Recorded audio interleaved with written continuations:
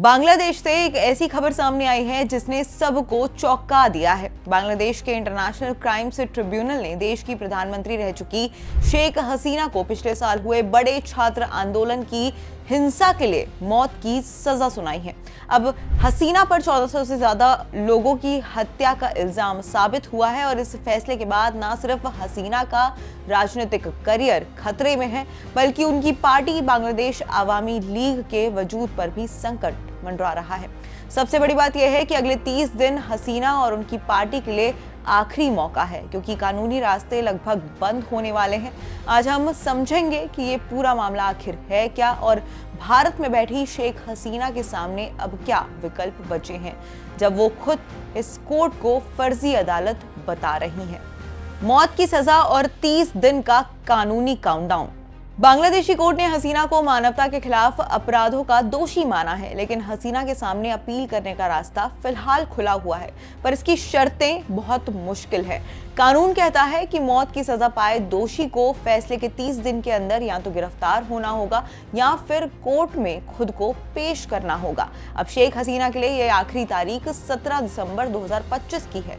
अगर वो इस तारीख तक बांग्लादेश की कोर्ट में पेश नहीं होती है तो अपील का कानूनी हक अपने आप खत्म हो जाएगा और मौत की सजा पक्की हो जाएगी।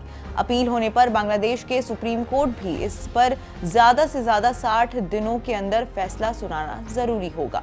भारत में शरण और फर्जी अदालत का आरोप। वर्तमान स्थिति यह है कि हसीना ने कोर्ट के फैसले को मानने से साफ इनकार कर दिया है। क्योंकि वो भारत में बैठी हुई हैं, इसलिए उनके खुद को पेश करने की संभावना बहुत कम नजर आ रही है। शेख हसीना ने कोर्ट की इस सजा को पक्षपातपूर्ण और राजनीतिक चाल बताया है। उन्होंने इसे एक फर्जी और धांधली वाली कठपुतली अदालत कहा है, जिसे कोई मान्यता नहीं मिलनी चाहिए। हसीना ने कहा कि उनकी गैर मौजूदगी में मुकदमा चला और उन्हें ना तो अपना बचाव करने का मौका मिला और ना ही अपना पसंद का जो वकील है उन्हें पेश करने का मौका हुआ। उनका दावा है कि इस पूरे ट्रायल का मकसद उन्हें हटाना और उनकी पार्टी आवामी लीग को राजनीति से पूरी तरीके से खत्म करना है। कितनी संपत्ति की मालकिन है शेख हसीना? शेख हसीना की राजनीतिक ताकत जहां बहुत ज्यादा रही है, वहीं उनके पास कुल कितनी दौलत है, इसकी सरकारी और गैर सरकारी आंकड़े अलग अलग हैं। चुनाव आयोग को दिए गए 2022 के कागज के अनुसार शेख हसीना की कुल घोषित संपत्ति करीब 4.36 करोड़ बांग्लादेशी टका यानी कि लगभग 3.14 करोड़ भारतीय रुपए थी। वहीं सालाना आय का मुख्य जरिया खेती और कृषि से रहा है। उनके पास 6 एकड़ खेती वाली जमीन है और वो मछली पालन यानी कि फिश फार्मिंग से भी पैसे कमाती हैं। उन्होंने अपनी बचत को बैंक में फिक्स डिपॉजिट और सरकारी बॉन्ड्स में लगा रखा है।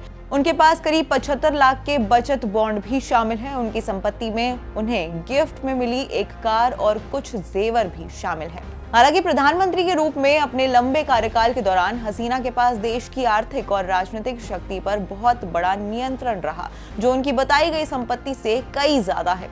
इस संकट में उनकी राजनीतिक साख ही उनकी सबसे बड़ी ताकत है, जिसका इस्तेमाल वो अपनी कानूनी लड़ाई के लिए करेंगी। 30 दिन का संकट और भविष्य। अगले कुछ हफ्ते हसीना और आवामी लीग के राजनीतिक अस्तित्व के लिए आखिरी और निर्णायक साबित होंगे। अगर हसीना 17 दिसंबर तक बांग्लादेश जाकर गिरफ्तारी नहीं देती हैं, तो अपील का कानूनी रास्ता बंद हो जाएगा और अगर ऐसा हुआ तो ना सिर्फ हसीना की राजनीतिक वापसी लगभग नामुमकिन हो जाएगी, बल्कि पूरी आवामी लीग पर प्रतिबंध को चुनौती देने का कानूनी आधार भी खत्म हो सकता है, जिससे पार्टी का राजनीतिक वजूद खत्म होने के कगार पर आ जाएगा। तो ये था बांग्लादेश के सबसे बड़े राजनीतिक संकट का पूरा विश्लेषण। अगले 30 दिन हसीना के राजनीतिक जीवन और आवामी लीग के भविष्य के लिए बहुत नाजुक हैं। देखना यह है कि भारत में बैठी शेख हसीना क्या कोई बड़ा राजनीतिक दांव खेलती है या फिर कानूनी रास्ता पूरी तरीके से बंद होने देती है। इस अंतर्राष्ट्रीय खबर पर हमारी नजर बनी रहेगी। तब तक के लिए आप स्टेट मिरर पर बने रहिए।